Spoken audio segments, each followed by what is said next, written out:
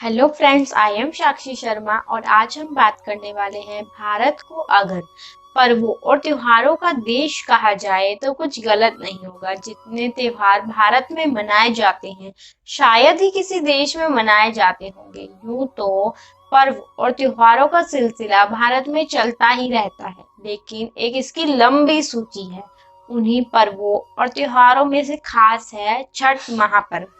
आज मैं आपको बताऊंगी छठ महापर्व से जुड़ी कुछ महत्वपूर्ण बातों के बारे में। छठ महापर्व की शुरुआत आखिर कैसे हुई और छठ महापर्व किस प्रकार मनाया जाता है, कौन है छठी मैया। सूर्य उपासना के मौके पर छठी मैया की जयकारे लगाकर उनकी पूजा की जाती है।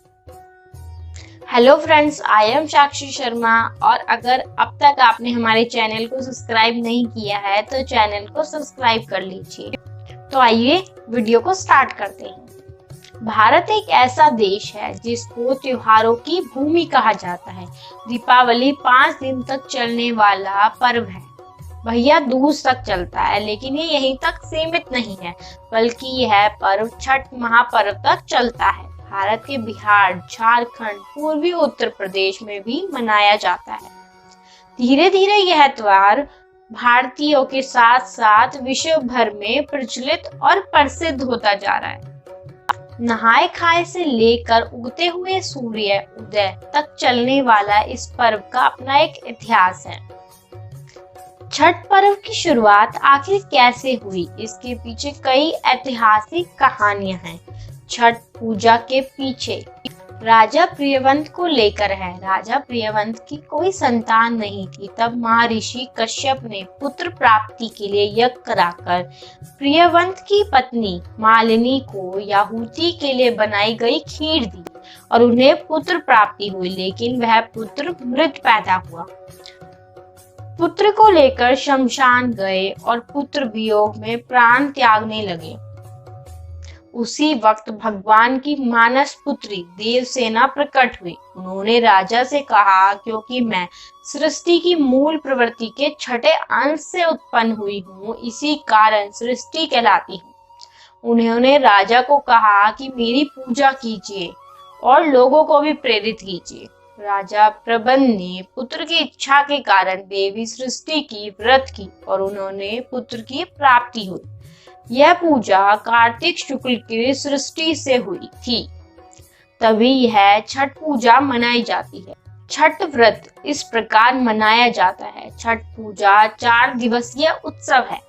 इसकी शुरुआत कार्तिक शुक्ल चतुर्थी तथा समाप्ति कार्तिक शुक्ल की समाप्ति होती है।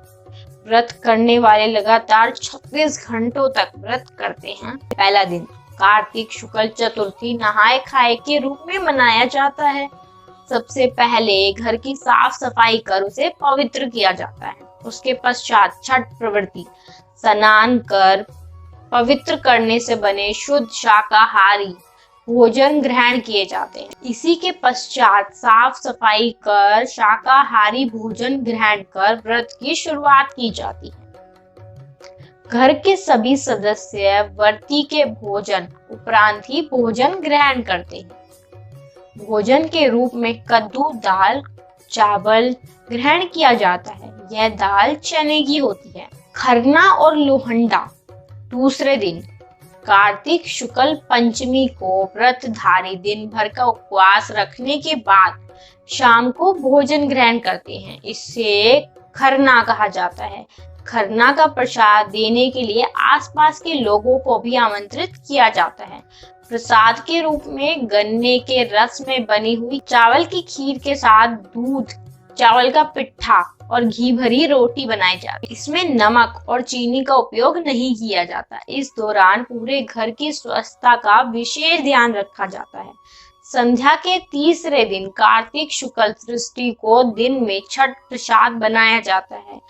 इस तरह से सैकड़ों साल पहले पर्व जिस प्रकार मनाया जाता था उसी प्रकार आज भी मनाया जाता है। ठेकुआ और कसार के अलावा भी बहुत सारे पकवान बनाए जाते हैं। वह खुद व्रत करने वाले या उनके परिजन साफ सफाई का ख्याल रखते हुए घर में ही तैयार करते हैं। इसके अलावा पूजा में फलों और सब्जियों का खास महत्व है।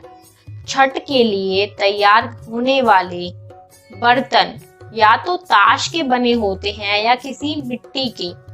तमाम चीजों का इस्तेमाल करने वाली चीजें जो भी होती है वह इको फ्रेंडली होती है।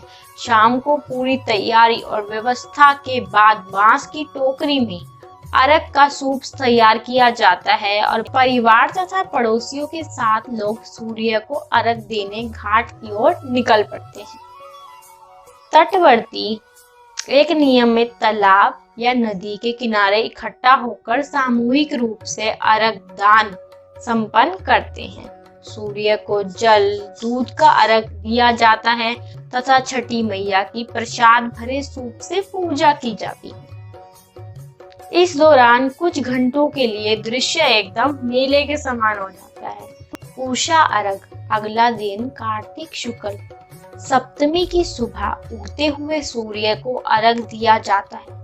व्रती वही पूर्ण इकट्ठा होते हैं जहां उन्होंने शाम को अर्घ दिया था। पुनः पिछले शाम की प्रक्रिया को दोबारा दोहराया जाता है। अंत में व्रती कच्चे दूध का शरबत पीकर थोड़ा सा प्रसाद ग्रहण करके अपने व्रत को पूरा करती है। कौन है छठी मैया और क्यों सूर्य उपासना के मौके पर छठी मैया के जयकारे लगाए जाते हैं, उनकी पूजा की जाती है। वेदों के मुताबिक छठी मैया को उषा देवी के नाम से भी जाना जाता है। छठी मैया के बारे में कहा जाता है कि छठी मैया सूर्य देव की बहन है। उनकी पूजा करने से और उनके गीत गाने से सूर्य भगवान प्रसन्न होते हैं और सबकी मनोकामनाएं पूरी करते हैं। यदि आपको कुछ सवाल या सुझाव हो तो आप कमेंट बॉक्स में अपने कमेंट जरूर दीजिएगा। उम्मीद करती हूँ कि आपको मेरी ये वीडियो पसंद आई हो तो लाइक कीजिएगा और सब्सक्राइब कीजिएगा। Thank you.